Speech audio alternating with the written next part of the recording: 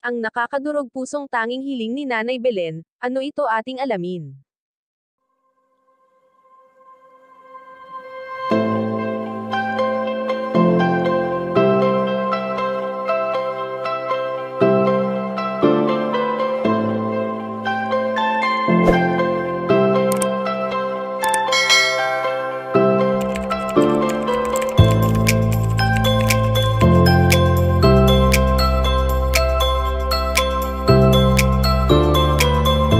Alam naman natin kung gaano ipinapakita ng magkakapatid na Malino kung gaano nila pinapahalagahan at minamahal ang kanilang inay na walang iba kundi si Nanay Belen.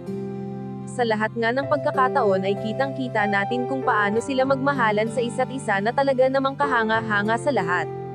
Kilala naman natin si Nanay Belen bilang isang loving at caring na magulang sa kanyang mga anak, kaya naman hindi nakataka-taka kung kanino naman ng magkakapatid ang kanilang pag-uugali na siya namang kinakaaliwan ng karamihan. Samantala kamakailan lamang nang mag-prefer ang magkakapatid na Malino ng selebrasyon kung saan ay ipinagdiwang nila ang kaarawan ni Nanay Belen, na nauwi pa noong una sa prank na ginawa ni Bunso Mix Malino kasabwat pa ang kanyang mga kapatid. Hindi naman lingid sa ating kaalaman na isa sa kasiyahan ng binata ang mapasaya ang kanilang inay, dahil dito niya labis na naipapakita ang kanyang pagmamahal na hindi mapapantayan. Sa ngayon nga ay ayon sa aming impormasyon na nakalap na may nakakadurog pusong tanging hiling si Nanay Belen, at ito ay ang sana ay patuloy na ang magandang samahan ng kanilang buong pamilya.